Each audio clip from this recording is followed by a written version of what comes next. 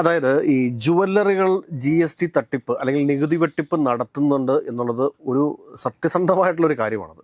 അത് കൃത്യമായിട്ട് കേന്ദ്രത്തിനും അറിയാം, സംസ്ഥാനത്തിനും അറിയാം. ഇങ്ങനെ ജുവല്ലറികൾ വരുന്നതിൻ്റെ പിന്നിൽ ഇപ്പോൾ ഒരുപാട് ലക്ഷ്യങ്ങളുണ്ട് എന്ന് പല ആളുകളും പറയുന്നുണ്ട്. പക്ഷേ നമുക്കതിനകത്ത് കൃത്യമായ എവിഡൻസ് ഇല്ലാത്ത ഒരു കാര്യം നമുക്ക് പറയാൻ വേണ്ടി സാധിക്കില്ല. പലരും പറയുന്നത് എന്താണ് എന്ന് ചോദിച്ചു കഴിഞ്ഞാൽ മണി ലോണ്ടറിങ്ങിന് വേണ്ടിയിട്ടാണ് ഈ ജുവല്ലറികൾ കൂടുതലായിട്ട് കേരളത്തിൽ ഇങ്ങനെ തുറന്നു പ്രവർത്തിക്കുന്നത് എന്നുള്ളതാണ്. ജുവല്ലറികൾ നടത്തുന്ന നികുതി തട്ടിപ്പിന് മറപിടിക്കാൻ വേണ്ടിയിട്ടാണ് ബഹുമാനപ്പെട്ട മുഖ്യമന്ത്രിയെ ഇവർ വിളിച്ചുകൊണ്ടുപോയി ജുവലറി ഉദ്ഘാടനം ചെയ്യിപ്പിക്കുന്നത്.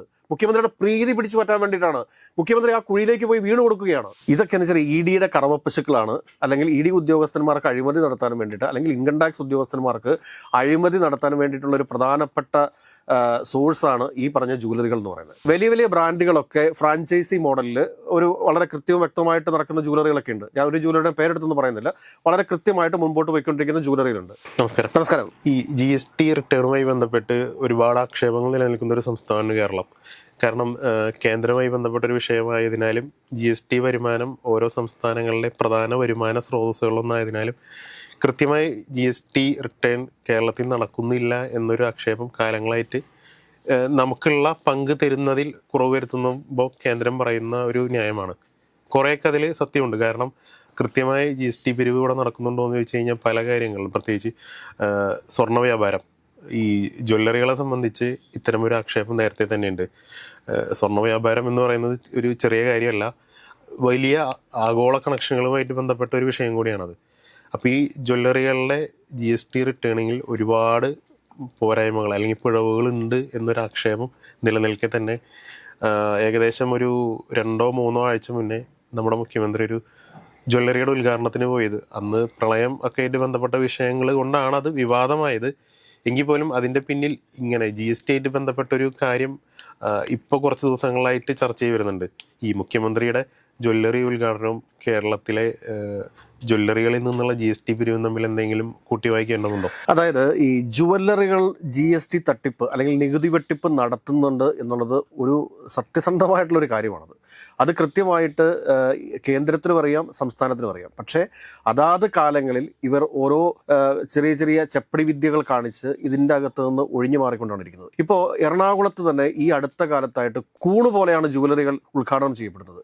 കാരണം ഇതിന് മാത്രം സെയിൽസ് കേരളത്തിലുണ്ടോ എന്നുള്ളതാണ് ഏറ്റവും പ്രധാനപ്പെട്ട ചോദ്യം. കാരണം ഇങ്ങനെ ജുവലറികൾ വരുന്നതിൻ്റെ പിന്നിൽ ഇപ്പോൾ ഒരുപാട് ലക്ഷ്യങ്ങളുണ്ട് എന്ന് പല ആളുകളും പറയുന്നുണ്ട്. പക്ഷേ നമുക്കതിനകത്ത് കൃത്യമായ എവിഡൻസ് ഇല്ലാത്ത ഒരു കാര്യം നമുക്ക് പറയാൻ വേണ്ടി സാധിക്കില്ല. പലരും പറയുന്നത് എന്താണ് എന്ന് ചോദിച്ചു കഴിഞ്ഞാൽ മണി ലോണ്ടറിങ്ങിന് വേണ്ടിയിട്ടാണ് ഈ ജുവലറികൾ കൂടുതലായിട്ട് കേരളത്തിൽ ഇങ്ങനെ തുറന്നു പ്രവർത്തിക്കുന്നത് എന്നുള്ളതാണ്. അപ്പം നമുക്കത് പറയണമെന്നുണ്ടെങ്കിൽ, അല്ലെങ്കിൽ സ്ഥിരീകരിച്ച് പറയണമെന്നുണ്ടെങ്കിൽ അതുമായി ബന്ധപ്പെട്ടുള്ള എന്തെങ്കിലുമൊക്കെ എവിഡൻസ് നമുക്ക് കിട്ടണം. അതുകൊണ്ട് നമുക്ക് ആ ഒരു വിഷയം പറയാൻ വേണ്ടി സാധിക്കുന്നില്ല. കാരണം കേരളത്തിലെ ജുവലറികൾ ഇങ്ങനെ ഓപ്പണായി വരുന്നുകൊണ്ടിരിക്കുന്നത് ഇവിടെ ഈ മണി ലോണ്ടറിങ്ങിന് വേണ്ടിയിട്ടാണ്, അല്ലെങ്കിൽ കള്ളപ്പണം വെളുപ്പിക്കാൻ വേണ്ടിയിട്ടാണ് എന്നുള്ള കാര്യം നമുക്ക് പറയാൻ വേണ്ടി സാധിക്കില്ല. അപ്പോൾ ഇവിടെ കൃത്യമായിട്ട് നമുക്ക് വസ്തുതകളുടെ അടിസ്ഥാനത്തിൽ സംസാരിക്കുന്ന സമയത്ത് 2021 കേരളത്തിൽ ആകെ സെയിൽ ചെയ്യപ്പെട്ടിട്ടുള്ള ഗോൾഡിന്റെ ഒരു വാല്യൂ എന്ന് പറയുന്നത് ഏകദേശം 1 ലക്ഷം കോടിയോളം രൂപയുടെ സ്വർണ്ണമാണ് കേരളത്തിൽ വിറ്റഴിക്കപ്പെട്ടിട്ടുള്ളത്. അതിൻ്റെ ഒരു വാല്യൂ കാൽക്കുലേറ്റ് ചെയ്യുന്നത്. അതിപ്പോൾ 2025-26 വർഷത്തിലേക്ക് വരുമ്പോഴത്തേക്ക് ഇപ്പോഴത്തെ ഗോൾഡ് റേറ്റ് വെച്ച് നോക്കുമ്പോൾ അത് ഏകദേശം 1,69,000 കോടി രൂപയുടെ ഒരു വിറ്റുവരവുണ്ട്. ഇവിടെ നമ്മൾ പരിശോധിക്കുന്ന സമയത്ത് ഈ 2021-2022 വർഷത്തിൽ 1,01,668 കോടി രൂപയുടെ സെയിൽസ് ആണ് ഉണ്ടായിരുന്നത്. ഇത് ഇന്ത്യൻ എക്സ്പ്രസിന്റെ വാർത്തയെ ഉദ്ധരിച്ചുകൊണ്ട് തന്നെയാണ് നമ്മളിത് പറയുന്നത് കേട്ടോ. അപ്പോൾ അന്ന് കേരളത്തിന് ജി.എസ്.ടി ആയിട്ട് ലഭിച്ചിരുന്നത് വെറും 341.81 343 കോടി 81 ലക്ഷം രൂപ മാത്രമാണ് കിട്ടിയത്. എന്നാൽ ശരിക്കും അന്ന് പിരിഞ്ഞു കിട്ടേണ്ടത് എത്രയായിരുന്നു? 3000 കോടി രൂപയ്ക്ക് മുകളിൽ പിരിഞ്ഞു കിട്ടേണ്ടതാണ്. അപ്പോൾ ഈ 3000 കോടിയിൽ നിന്ന് ഈ പറഞ്ഞ 343 കോടി കിഴിച്ചു കഴിഞ്ഞാൽ ബാക്കിയുള്ളത് സംസ്ഥാനത്തിനുണ്ടായിട്ടുള്ള നികുതി നഷ്ടമാണ്. എന്തുകൊണ്ടാണ് ഈ നികുതി നഷ്ടത്തെക്കുറിച്ച് നമ്മുടെ കേന്ദ്ര സർക്കാരും സംസ്ഥാന സർക്കാരും ശക്തമായ നടപടികൾ സ്വീകരിക്കാത്തത്? ചില സമയങ്ങളിലൊക്കെ നമുക്ക് കാണാം, ചില ജുവലറികളിലൊക്കെ റെയ്ഡ് നടക്കും. ആ റെയ്ഡ് നടക്കുന്നു എന്നൊരു വാർത്ത മാത്രമേ ഉണ്ടാവുള്ളൂ. പിന്നീട് അതുമായി ബന്ധപ്പെട്ടിട്ട് എന്ത് നടപടിക്രമങ്ങൾ ഉണ്ടായി എന്നുള്ളതിനെക്കുറിച്ച് ആർക്കും ഒന്നും അറിയാൻ സാധിക്കില്ല. കേരളത്തിലെ ഏറ്റവും വലിയ പരസ്യദാതാക്കളാണ് ഈ പറഞ്ഞ ജുവലറികൾ പലതും. നമ്മളിത് പരിശോധിക്കുന്ന സമയത്ത് ഈ ജുവലറിയിൽ നിന്ന് ഇത്ര വലിയൊരു ലാഭം ഉണ്ടാകുമോ? കാരണം ഇവർ നൽകുന്ന പരസ്യം ഒന്ന് ആലോചിച്ച് നോക്കിക്കേ. ഈ അടുത്ത് ഉദ്ഘാടനം ചെയ്യപ്പെട്ടിരിക്കുന്ന ഓരോ ജ്വല്ലറികളും എടുത്ത് പരിശോധിച്ച് നോക്കുക, അവർ നൽകുന്ന പരസ്യങ്ങൾ. അതായത് നമ്മുടെ നമ്മുടെ വണ്ടിയിലുള്ള FM റേഡിയോ ഉൾപ്പെടെ, ദൃശ്യമാധ്യമങ്ങൾ ഉൾപ്പെടെ, പത്രമാധ്യമങ്ങൾ ഉൾപ്പെടെ, റോഡിലെ ഹോർഡിങ്സ് ഉൾപ്പെടെ എല്ലായിടത്തും ഇവർ വലിയ രീതിയിൽ പരസ്യം ചെയ്യുന്നുണ്ട്. അതുകൂടാതെ ഈ പറയുന്ന സ്റ്റാഫിന് കൊടുക്കേണ്ട ശമ്പളം, ഇതും ഇവരുടെ ആനുവൽ ടേൺ ഓവറും കൂടി ഒന്ന് മാച്ച് ചെയ്ത് നോക്കിക്കഴിഞ്ഞാൽ തന്നെ അതിലൊരു വ്യത്യാസം ഈ സ്വാഭാവികമായിട്ടും ഈ GST ഉദ്യോഗസ്ഥന്മാർക്ക് കണ്ടുപിടിക്കാൻ സാധിക്കുന്നതല്ലേ ഉള്ളൂ. എന്തുകൊണ്ടാണ് അവരവരുടെ ആനുവൽ ടേൺ ഓവറും ഇവരുടെ പരസ്യത്തിൻ്റെ ചെലവും അതോടൊപ്പം തന്നെ ഇവരുടെ സ്റ്റാഫിൻ്റെ സാലറിയും ഒക്കെ ഒന്ന് കാൽക്കുലേറ്റ് ചെയ്ത് നോക്കിക്കഴിഞ്ഞാൽ തന്നെ ഒറിജിനൽ സെയിൽസ് എത്രയെന്ന് കണ്ടുപിടിക്കാൻ വേണ്ടി സാധിക്കും. എനിക്ക് തോന്നുന്ന കാര്യം എന്താണ് എന്ന് ചോദിച്ചു കഴിഞ്ഞാൽ, പല ജുവലറികളും 2 അക്കൗണ്ട് സോഫ്റ്റ്വെയറുകൾ ഉപയോഗിക്കുന്നുണ്ടാവാം. അത് ഒന്ന് ഒറിജിനലായിട്ട് GST റിട്ടേൺ ഫയൽ ചെയ്യാനും, രണ്ടാമത്തത് ഈ പറഞ്ഞ സർക്കാരിനെ പറ്റിക്കാൻ വേണ്ടിയിട്ടും. അങ്ങനെ 2 അക്കൗണ്ട് സോഫ്റ്റ്വെയറുകളിൽ കൂടെ ഒട്ടുമിക്ക ജുവലറികളും ജുവലറി തട്ടിപ്പ് നടത്തുന്നുണ്ട് എന്നുള്ള കാര്യം സത്യമാണ്. പിന്നെ ഇതിനകത്ത് മറ്റൊരു വർഗീയത കൂടിയുണ്ട്. ഈ ജുവലറി വ്യവസായത്തിനൊരു വർഗീയത കൂടിയുണ്ട്. അതെന്താണെന്ന് ചോദിച്ചു കഴിഞ്ഞാൽ, നാളിതുവരെ വലിയ വലിയ ബ്രാൻഡുകളായിട്ടുള്ള ആളുകൾ, അതായത് ന്യൂനപക്ഷ വിഭാഗത്തിൽ 2 പ്രധാനപ്പെട്ട ന്യൂനപക്ഷങ്ങളാണുള്ളത്. ഒന്ന് മുസ്ലിമും, 2 ക്രിസ്ത്യാനികളും. അതായത് മുസ്ലിം ന്യൂനപക്ഷത്തെ ജുവലറി വ്യവസായികളെ സംരക്ഷിക്കാൻ വേണ്ടിയിട്ട് ആരുണ്ട്? മുസ്ലിം ലീഗ് ഉണ്ട്. രണ്ടാമത് ക്രിസ്ത്യാനികളായിട്ടുള്ള ഈ പറഞ്ഞ സ്വർണ്ണ വ്യാപാരികളെ സംരക്ഷിക്കാനായിട്ട് ആരുണ്ട്? നമ്മുടെ മുഖ്യമന്ത്രിയായിട്ടുള്ള VD സതീശനുണ്ടെന്നുള്ള തോന്നലാണ് അവർക്ക്. അതുകൊണ്ടാണ് ഈ മുഖ്യമന്ത്രിയെ വിളിച്ച് ഈ പറഞ്ഞ ക്രിസ്ത്യാനികളൊക്കെ ജുവലറി ഉദ്ഘാടനം ചെയ്യിപ്പിച്ചുകൊണ്ടിരിക്കുന്നത്. ഇടിമണ്ണിക്കൽ ജുവലറിയുടെ കഴിഞ്ഞ വർഷങ്ങളിലെ GST വിവരാവകാശ രേഖ പ്രകാരം ആവശ്യപ്പെട്ടിട്ടുണ്ട്. അത് വരട്ടെ. അത് വരുമ്പോൾ അതുമായി ബന്ധപ്പെട്ടിട്ടുള്ള കൂടുതൽ കാര്യങ്ങൾ നമുക്ക് പറയാൻ വേണ്ടി സാധിക്കും. അതല്ലെങ്കിൽ നമ്മൾ ഇന്നുവരെ കേട്ടിട്ടുണ്ടോ ഒരു മുഖ്യമന്ത്രി ഒരു ജുവലറി ഉദ്ഘാടനത്തിന് പോയതായിട്ട്? കൃത്യമായിട്ട് നമുക്ക് പറയാൻ വേണ്ടി സാധിക്കും, ജുവലറികൾ നടത്തുന്ന നികുതി തട്ടിപ്പിന് മറപിടിക്കാൻ വേണ്ടിയിട്ടാണ് ബഹുമാനപ്പെട്ട മുഖ്യമന്ത്രിയെ ഇവർ വിളിച്ചുകൊണ്ടുപോയി ജുവലറി ഉദ്ഘാടനം ചെയ്യിപ്പിക്കുന്നത്. മുഖ്യമന്ത്രിയുടെ പ്രീതി പിടിച്ചു പറ്റാൻ വേണ്ടിയിട്ടാണ്. മുഖ്യമന്ത്രി ആ കുഴിയിലേക്ക് പോയി വീണു കൊടുക്കുകയാണ്. മുഖ്യമന്ത്രി മാത്രമല്ല, അദ്ദേഹം സംസ്ഥാനത്തിന്റെ ധനകാര്യ വകുപ്പ് മന്ത്രി കൂടിയാണ്. അപ്പൊ അങ്ങനെയുള്ള ഒരാളെ ഈ ജുവലറി ഉടമകൾ ഉദ്ഘാടനം ചെയ്യാൻ വേണ്ടി വിളിച്ചുകൊണ്ട് പോകുന്നത് അദ്ദേഹത്തോടുള്ള സ്നേഹം കൊണ്ടല്ല, അവർ നടത്തുന്ന നികുതി വെട്ടിപ്പിനെ ഒരു മറയാക്കാൻ വേണ്ടിയിട്ടാണ്. മുഖ്യമന്ത്രി അതിലേക്ക് പോയി ചാടിക്കൊടുത്തു എന്ന് വേണം പറയാനായിട്ട്. പിന്നെയുള്ളത് ഭൂരിപക്ഷ സമുദായത്തിന്റെയാണ്. ഭൂരിപക്ഷ സമുദായത്തെ സംരക്ഷിക്കാനായിട്ട് കേന്ദ്ര സർക്കാരുണ്ടെന്നേ. കേന്ദ്ര സർക്കാർ ഇവരെ സംരക്ഷിക്കും. അപ്പോൾ ഈ പറയുന്ന നികുതി വെട്ടിപ്പ് എന്ന് പറയുന്നത്, അല്ലെങ്കിൽ നമ്മുടെ സംസ്ഥാനത്തിന്റെ ഖജനാവിലേക്ക് വരുന്ന നികുതി വെട്ടിപ്പ് കൊണ്ടാണ് ഇവർ ഈ പറഞ്ഞ പരസ്യങ്ങൾ ചെയ്യുന്നത്. നമ്മുടെ ആളുകളുടെ എല്ലാവരുടെയും കൈവശം നിന്ന് ഇവർ നികുതി മേടിക്കുന്നുണ്ട്. ഈ നികുതി സർക്കാരിലേക്ക് എത്തുന്നുണ്ടോ എന്നറിയാൻ വല്ല മാർഗമുണ്ടോ? ഇപ്പം ഞാൻ ഒരു സ്വർണ്ണക്കടയിൽ പോയി സ്വർണ്ണം മേടിക്കുന്നു, ഞാൻ അതിൻ്റെ GST ബിൽ എവിടെയെങ്കിലും കൊണ്ട് റിട്ടേൺ ചെയ്യുന്നുണ്ടോ? ഞാൻ സ്വർണ്ണമൊന്നും മേടിച്ചിട്ടില്ല കേട്ടോ ഈ അടുത്തൊന്നും. പക്ഷേ ഞാൻ പറയണത്, ഈ സ്വർണ്ണത്തിന് നമ്മൾക്ക് GST ബില്ലായിട്ട് തരുന്നവർ ഈ GST അവർ അടച്ചോ എന്ന് നമുക്ക് എങ്ങനെ അറിയാൻ സാധിക്കുക? പലപ്പോഴും ഈ ജ്വല്ലറികളിലെ ഗോൾഡിന്റെ സോഴ്സ് പല കാലങ്ങളിലായിട്ട് ചോദ്യചിഹ്നത്തിലായിട്ടുള്ള കാര്യം. പല സ്വർണ്ണക്കടത്ത് കേസുകളിലും പല ജ്വല്ലറികളുടെ പേരും പലപ്പോഴായിട്ടും വന്നു പോയിട്ടുള്ളതാണ്. അപ്പം ഇത്തരം കാര്യങ്ങളിലൊന്നും കാര്യമായ അന്വേഷണമോ അതിൻ്റെ റിപ്പോർട്ടോ ഒന്നായിട്ടും കണ്ടിട്ടില്ല. ഇതൊക്കെ എന്ന് വെച്ചാൽ EDയുടെ കറവപ്പശുക്കളാണ്. അല്ലെങ്കിൽ ED ഉദ്യോഗസ്ഥന്മാർക്ക് അഴിമതി നടത്താൻ വേണ്ടിയിട്ട്, അല്ലെങ്കിൽ ഇൻകം ടാക്സ് ഉദ്യോഗസ്ഥന്മാർക്ക് അഴിമതി നടത്താൻ വേണ്ടിയിട്ടുള്ള ഒരു പ്രധാനപ്പെട്ട സോഴ്സാണ് ഈ പറഞ്ഞ ജുവലറികൾ എന്ന് പറയുന്നത്. ഇവരിവിടെ നികുതി വെട്ടിപ്പ് നടത്തുന്നുണ്ട് എന്നുള്ള കാര്യം എല്ലാവർക്കും അറിയാവുന്ന കാര്യമാണ്. അത് വളരെ സത്യസന്ധമായിട്ടുള്ളൊരു കാര്യമാണ്. എന്നാൽ അതിനെക്കുറിച്ച് കൃത്യമായിട്ടൊരു അന്വേഷണം നടത്താൻ വേണ്ടിയിട്ട് എന്തുകൊണ്ട് കേന്ദ്ര ഏജൻസികളും സംസ്ഥാനത്തെ ഏജൻസികളും തയ്യാറാവുന്നില്ല എന്നുള്ളതാണ് നമ്മുടെ പ്രധാനപ്പെട്ട ചോദ്യം എന്ന് പറയുന്നത്. കാരണം ചില പർട്ടിക്കുലർ എയർപോർട്ടുകളുടെ പേര് വെച്ചിട്ട് പോലും വാർത്തകൾ ഉണ്ടായിരുന്നു. ഇത് സ്വർണ്ണക്കടത്ത് ഇവിടെ ഉണ്ട് എന്നുള്ളതൊരു സത്യമാണല്ലോ. ഈ എയർപോർട്ടുകൾ വഴിയും അത് കൂടാതെ കടൽ മാർഗവും ഒക്കെ കടത്തിക്കൊണ്ട് വരുന്ന ഗോൾഡ് ഇഷ്ടം പോലെയുണ്ട്. ഇതിന്റെ ഒരു 100% പോലും എയർപോർട്ടുകളിൽ പിടിക്കപ്പെടുന്നില്ല. അതൊരു വാസ്തവമായിട്ടുള്ളൊരു കാര്യമാണ്. വലിയ വലിയ ബ്രാൻഡുകൾ അവർ വലിയ രീതിയിൽ പരസ്യം കൊടുക്കാൻ നമുക്ക് മനസ്സിലാക്കാം. കാരണം എന്താണെന്ന് വെച്ച് കഴിഞ്ഞാൽ അവർക്ക് ക്വാണ്ടിറ്റി കൂടുതലുണ്ട്. പക്ഷേ ഈ 4, 5, 2, 3 ഒക്കെ ജുവലറി ഉള്ള ആളുകൾ ഇതേ രീതിയിൽ പരസ്യം ചെയ്യുന്നത് അവരുടെ വരുമാന സോഴ്സ് എന്താണ്? അതേ രീതിയിൽ ടേൺ ഓവർ അവർക്ക് ഉണ്ടോ? അല്ലെങ്കിൽ അതേ രീതിയിൽ സ്വർണ്ണക്കച്ചവടത്തിൽ നിന്ന് ലാഭമുണ്ടോ? സ്വർണ്ണക്കച്ചവടത്തിന് ഇത്ര ലാഭമല്ലേ ഉണ്ടാവത്തുള്ളൂ. ഗോൾഡിന്റെ സ്വാഭാവികമായിട്ടുള്ളൊരു മാർക്കറ്റ് റേറ്റ്, ആ മാർക്കറ്റ് റേറ്റിൽ നിന്ന് തന്നെ ഇവിടെ കിട്ടത്തുള്ളൂ. അല്ലെങ്കിൽ പിന്നെ സ്വർണ്ണ ഖനനം വേണം. ആഫ്രിക്കയിലോ എവിടെയെങ്കിലുമൊക്കെ സ്വർണ്ണ ഖനനം ഉണ്ടെങ്കിൽ അവർ തന്നെ കുഴിച്ചെടുക്കുന്ന സ്വർണം അവർ തന്നെ ഖനനം ചെയ്ത് അവരത് ആഭരണങ്ങളാക്കി മാറ്റുകയാണ് എന്നുണ്ടെങ്കിൽ ഈ പറഞ്ഞ കാര്യം ശരിയാണ്, വലിയ ലാഭം കിട്ടും. പക്ഷെ മറിച്ച് ഗോൾഡ് വാങ്ങിച്ച് സ്വർണം പണിയുന്ന അല്ലെങ്കിൽ റെഡിമെയ്ഡ് ഗോൾഡ് മേടിക്കുന്ന ആളുകൾ, കേരളത്തിലെ ഒട്ടുമിക്ക ഈ ജുവലറിക്കാരും റെഡിമെയ്ഡായിട്ട് മുംബൈയിൽ നിന്നും ഈ പറയുന്ന മാർവാടികളുടെ അടുക്കൽ നിന്നൊക്കെ വരുന്ന സ്വർണ്ണമാണല്ലോ മേടിച്ച് വിൽക്കാൻ വേണ്ടി വെക്കുന്നത്. അപ്പോൾ ആ സ്വർണ്ണത്തിന് എത്ര % മാർജിൻ അവർക്ക് കിട്ടും? ആ മാർജിൻ വെച്ചിട്ട് ഇതേ രീതിയിൽ അവർക്ക് പരസ്യം ചെയ്യാൻ വേണ്ടി സാധിക്കുമോ? ശരിക്കും നടക്കുന്നത് നികുതി വെട്ടിപ്പ് തന്നെയാണ്.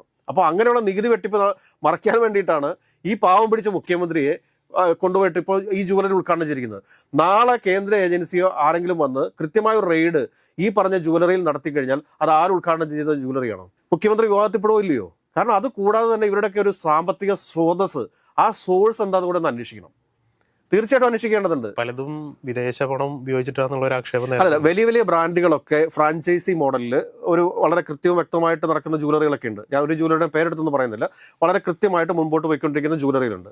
പക്ഷേ അതിനൊക്കെ അപ്പുറത്തേക്ക് ഇവിടെ വലിയ രീതിയിൽ മണി ലോണ്ടറിങ് നടത്തുന്ന, നികുതി വെട്ടിപ്പ് നടത്തുന്ന ജുവലറികൾക്കെതിരെ നടപടി വേണ്ടേ? കാരണം നമ്മളുടെ കൈവശത്ത് നിന്ന് ആരാണോ സ്വർണം വാങ്ങിക്കാൻ വേണ്ടി പോകുന്നത്, ആ സ്വർണം മേടിക്കാൻ പോകുന്ന ആളുകളുടെ കൈവശത്ത് നിന്നും 3% GST ഇവർ വാങ്ങിച്ചതിന് ശേഷം അത് സർക്കാരിലേക്ക് അടയ്ക്കുന്നില്ല എന്ന് പറഞ്ഞു കഴിഞ്ഞാൽ അത് ഗുരുതരമായ കുറ്റമല്ലേ?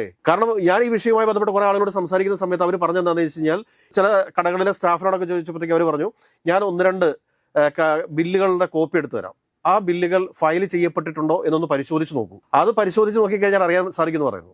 ഏതൊക്കെയാലും വരും ദിവസങ്ങളിൽ കൃത്യമായിട്ട്, ഇപ്പം ഞാൻ പറഞ്ഞല്ലോ ഏതാനും ചില ജുവലറികളുടെ എന്ന് പറഞ്ഞു കഴിഞ്ഞാൽ, സ്പെഷ്യലി പറയുകയാണെങ്കിൽ ഇടിവെണ്ണിക്കൽ ജുവലറി, അത് മുഖ്യമന്ത്രി ഉദ്ഘാടനം ചെയ്ത ജുവലറിയാണ്. ആ ജുവലറിയെക്കുറിച്ച് നമുക്ക് കൂടുതൽ പറയേണ്ടതുണ്ട്. അതിന് അവരുടെ GST റിട്ടേൺ നമ്മുടെ കയ്യിലേക്ക് വരേണ്ടതുണ്ട്. നികുതി വെട്ടിപ്പ് നടന്നിട്ടുണ്ടോ ഇല്ലയോ എന്ന് പരിശോധിച്ച് നോക്കേണ്ടതുണ്ട്. കാരണം ഇത് മുഖ്യമന്ത്രിയെ കൊണ്ട് ഉദ്ഘാടനം ചെയ്യിപ്പിച്ചു, അവർ വിശ്വാസ്യത നേടി. പക്ഷേ ഇത് മുൻപോട്ട് പോകുന്ന സമയത്ത് ഭാവിയിൽ ഇത് മുഖ്യമന്ത്രിക്ക് തലവേദനയായിട്ട് മാറുമോ ഇല്ലെന്ന് പരിശോധിക്കണ്ടേ? പിന്നെ ഇതിന്റെ നഷ്ടം ഇപ്പോൾ കോടികളുടെ തട്ടിപ്പ് അല്ലെങ്കിൽ വെട്ടിപ്പ് നടന്നിട്ടുണ്ടെങ്കിൽ അൾട്ടിമേറ്റ്ലി സ്റ്റേറ്റിന്റെ വരുമാനത്തിലാണല്ലോ നഷ്ടം വരുന്നത്. തീർച്ചയായിട്ടും. അതായത് ഇപ്പം ഈ പറഞ്ഞ 2021 ഈ ഒരു കണക്ക്, ഇത് ഇന്ത്യൻ എക്സ്പ്രസിന്റെ ഒരു കണക്കാണിത്. ഈ ഇന്ത്യൻ എക്സ്പ്രസ് പറയുന്ന പ്രകാരമാണെങ്കിൽ തന്നെ ഏകദേശം 2600 കോടി രൂപയുടെ നഷ്ടം സംസ്ഥാന സർക്കാരിനും കേന്ദ്ര സർക്കാരിനുമായിട്ട് ഉണ്ടായിട്ടുണ്ട്. അതായത് 1300 കോടി രൂപയുടെ നഷ്ടം 2 കേന്ദ്ര ഗവൺമെന്റും സംസ്ഥാന സർക്കാരിനും ഉണ്ടായിട്ടുണ്ട്. അത് കൃത്യമായിട്ട് കണ്ടുപിടിച്ചേ മതിയാവൂ. ഇത് നമ്മൾ കൊടുക്കുന്നതാണെന്ന്. നമ്മുടെ സംസ്ഥാനത്തെ സാധാരണക്കാരായിട്ടുള്ള ആളുകളും മുതലാളിമാരായിട്ടുള്ള ആളുകളൊക്കെ പോയി ജുവലറി പോയി സ്വർണം മേടിക്കുന്ന സമയത്ത് അവർ നമ്മളുടെ കയ്യിൽ നിന്ന് 3% ഈ ടാക്സ് ആയിട്ട് മേടിക്കുന്നുണ്ട്, GST ആയിട്ട് മേടിക്കുന്നുണ്ട്. അതിന്റെ പുറകെ 5% പണിക്കൂലിയും മേടിക്കുന്നുണ്ട്. ചിലതൊക്കെ 10% വരെ പണിക്കൂലി മേടിക്കുന്ന സ്ഥാപനങ്ങളുണ്ട്. സ്വർണത്തിന്റെ വില വെച്ച് നോക്കുമ്പോൾ ഈ 5-10% എത്രത്തോളം വലിയതാണ്, വളരെ വലുതാണ്. 1,13,000-14,000 രൂപയും കണ്ടെയാണ് ഇന്നത്തെ റേറ്റ് എന്ന് എനിക്ക് തോന്നുന്നു. അപ്പൊ ഇന്നത്തെ ആ റേറ്റ് വെച്ച് നോക്കുന്ന സമയത്ത് 3% എന്ന് പറയുമ്പോഴത്തേക്ക് ഏകദേശം 3,100 രൂപയോളം വരും. 3,130 രൂപയോളം വരുന്നുണ്ട്. അപ്പോൾ ആ 3,130 രൂപ നമ്മുടെ കയ്യിൽ നിന്ന് വാങ്ങിച്ചതിന് ശേഷം സർക്കാരിനെ ലൂട്ട് ചെയ്യുക എന്ന് പറഞ്ഞു കഴിഞ്ഞാൽ അത് ശരിയായിട്ടുള്ള രീതിയല്ല. ഇതിനുശേഷം ഇവർ റെയ്ഡ് നടത്തുന്ന എവിടെ അറിയോ? ഈ പറഞ്ഞ വമ്പൻ ജ്വല്ലറികളിലൊക്കെ പോയി റെയ്ഡ് നടത്തും. റെയ്ഡ് നടത്തിയതിന് ശേഷം പിന്നീട് ഒരു വാർത്ത വരും. അത് കഴിയുമ്പോഴത്തേക്ക് എല്ലാ മാധ്യമങ്ങൾക്കും ഇവർ പരസ്യം കൊടുക്കും, എല്ലാ പറഞ്ഞ ഉദ്യോഗസ്ഥന്മാർക്കും അത്യാവശ്യം ചിക്കിലി കൊടുക്കും. അതോടെ ആ കേസോട് ഇല്ലാണ്ടായി പോകും. മറിച്ച് ഇവർ ചെയ്യുന്ന കാര്യം എന്താ വെച്ചാൽ, ഈ ചെറുകിട കച്ചവടക്കാരുണ്ട്. ഈ ചെറുകിട കച്ചവടക്കാരായിട്ടുള്ള ജുവലറിക്കാരെന്ന് പറഞ്ഞു കഴിഞ്ഞാൽ അവരുടെ കടയിൽ പോയി റെയ്ഡ് ചെയ്യും. അതിനുശേഷം അവരെ വേണമെങ്കിൽ റിമാൻഡ് ചെയ്യും, അവരെ വേണമെങ്കിൽ അവരുടെ സ്വത്തുക്കൾ കണ്ടുകെട്ടും. ഇതൊക്കെ അവർ ചെയ്യാറുണ്ട്. എന്നാൽ ഇത് വമ്പന്മാരിലേക്ക് പോകുന്നില്ല. കാരണം വമ്പന്മാരിലേക്ക് പോകാത്തതിന് കാരണം എന്താണെന്ന് വെച്ച് കഴിഞ്ഞാൽ, കേരളത്തെ എപ്പോഴും നയിച്ചുകൊണ്ടിരിക്കുന്നത് എന്താണെന്ന് ചോദിച്ചു കഴിഞ്ഞാൽ ഈ മതവും ജാതിയൊക്കെയാണ്. അപ്പോൾ മുസ്ലിം ലീഗുകാർ സംരക്ഷിക്കുന്ന കുറേ സ്വർണ്ണ വ്യാപാരികൾ കേരളത്തിലുണ്ട്. കോൺഗ്രസ് സംരക്ഷിക്കുന്ന കുറേ സ്വർണ്ണ വ്യാപാരികൾ കേരളത്തിലുണ്ട്. അത് ഞാൻ പറഞ്ഞല്ലോ, അത് തുടക്കമാണ്. ആ തുടക്കത്തിൽ തന്നെ മുഖ്യമന്ത്രി ഈ കരവലയത്തിൽ നിന്ന് ചാടി രക്ഷപ്പെട്ട് കഴിഞ്ഞാൽ അദ്ദേഹത്തിന് വിവാദങ്ങളിലേക്ക് പോകേണ്ടി വരത്തില്ല, അല്ലെങ്കിൽ വലിയ വിവാദങ്ങളിലേക്ക് പോകേണ്ടി വരും. അതുകൂടാതെ തന്നെ പിന്നീട് ഭൂരിപക്ഷത്തെ സംരക്ഷിക്കാൻ വേണ്ടിയിട്ട് കേന്ദ്ര സർക്കാർ ഇവിടെയുണ്ട്. അത് കൃത്യമായിട്ടുള്ളൊരു ധാരണ ഉള്ളതാണ്. ഇതിലൊന്നും പെടാത്ത ഈ മാന്യമായിട്ട് നികുതി അടച്ച് കച്ചവടം ചെയ്യുന്ന സ്വർണ്ണ വ്യാപാരികളുണ്ട്. ആ സ്വർണ്ണ വ്യാപാരികളെയാണ് ഈ പറഞ്ഞ EDയും ഇൻകം ടാക്സും എല്ലാം നിരന്തരം ക്രൂശിച്ചുകൊണ്ടിരിക്കുന്നത്. അത് ചെറുകിട കച്ചവടക്കാരെ. അപ്പോൾ സംസ്ഥാന സർക്കാരിന് ഉണ്ടാവുന്ന ഇത്രയും വലിയൊരു നികുതി ചോർച്ച ഈ 2026 ജൂലൈയിൽ നടത്തിയിരിക്കുന്ന ഒരു ഓഡിറ്റ് ഉണ്ട് ഇൻകം ടാക്സിന്റെ. അതിനകത്ത് പറഞ്ഞിരിക്കുന്നത് വെച്ചാൽ 70 കോടി രൂപയുടെ ടാക്സ് ഇവാഷൻ ഉണ്ടെന്നാണ് പറയുന്നത്. 70 കോടി രൂപയുടെ 70 കോടിയൊന്നും അല്ല. ഓരോ കടകളും എടുത്ത് പരിശോധിക്കുക. ആ കടകൾ എടുത്ത് പരിശോധിച്ചതിന് ശേഷം അഡ്വർടൈസ്മെന്റിന് വേണ്ടിയിട്ട് ചെലവഴിക്കുന്ന പൈസ, അവിടുത്തെ സ്റ്റാഫിന് കൊടുക്കുന്ന പൈസ, അത് കഴിഞ്ഞിട്ടും ലാഭം ഉണ്ടെങ്കിൽ മാത്രമല്ലേ അവർ ബിസിനസ് മുമ്പോട്ട് കൊണ്ടുപോകത്തുള്ളൂ. സ്പർശ് ഗോൾഡ് ഭൂലോക തട്ടിപ്പായിരുന്നു. പിന്നെ ഒരു അൽ കബീർ ഈ നാട്ടുകാരുടെ മുഴുവൻ സ്വർണം മേടിച്ചു വെച്ചിട്ട് ഒരു ദിവസം എല്ലാവരും മൂഞ്ചിച്ചിട്ട് പോയി. അപ്പോൾ ഇത് നികുതി വെട്ടിപ്പ് ഇവിടെ നടക്കുന്നുണ്ട് എന്നുള്ളത് യാഥാർത്ഥ്യമാണ്. അതിശക്തമായ നടപടികൾ സംസ്ഥാന സർക്കാർ എടുക്കുമെന്ന് പ്രതീക്ഷിക്കാം. കസ്റ്റം ഡ്യൂട്ടിയും ഒരു പ്രശ്നമാണ്, പലപ്പോഴും അതും കിട്ടുന്നില്ല എന്നുള്ളൊരു ആക്ഷേപമുണ്ട്. ഇത് ഞാൻ പറഞ്ഞല്ലോ, കാരണം നികുതി പിരിവ് ഊർജ്ജസ്വലമാക്കേണ്ടതുണ്ട്. ഈ മുഖ്യമന്ത്രിയെ ഈ പ്രാവശ്യം ഈ ഇടിമണിക്കൽ ജുവലറിക്കാരൻ ഉദ്ഘാടനത്തിന് വിളിച്ചിട്ടുണ്ടെങ്കിൽ അത് വലിയ ട്രാപ്പാണ്. ആ ട്രാപ്പിൽ നിന്ന് മുഖ്യമന്ത്രി പുറത്തേക്ക് വന്നേ പറ്റൂ. അതല്ലെങ്കിൽ വലിയ വിവാദങ്ങളിലേക്ക് പോകും. വലിയ രീതിയിലുള്ള നികുതി നഷ്ടമാണ് ഇതുമായി ബന്ധപ്പെട്ടിട്ട് ഈ സെക്ടറിലുള്ളത്. അതുകൊണ്ട് സംസ്ഥാനത്തെ ജനങ്ങൾക്ക് അവകാശപ്പെട്ട സംസ്ഥാന ജനങ്ങളിൽ നിന്ന് ഈ ജുവലറിക്കാർ ഈടാക്കുന്ന നികുതി അത് കൃത്യമായിട്ട് സർക്കാരിൻ്റെ ഖജനാവിൽ എത്തേണ്ടതുണ്ട്. അതിനു വേണ്ടിയിട്ടുള്ള നടപടിക്രമങ്ങൾ സംസ്ഥാന സർക്കാരും കേന്ദ്ര സർക്കാരും സ്വീകരിക്കും എന്ന് നമുക്ക് പ്രതീക്ഷിക്കാം.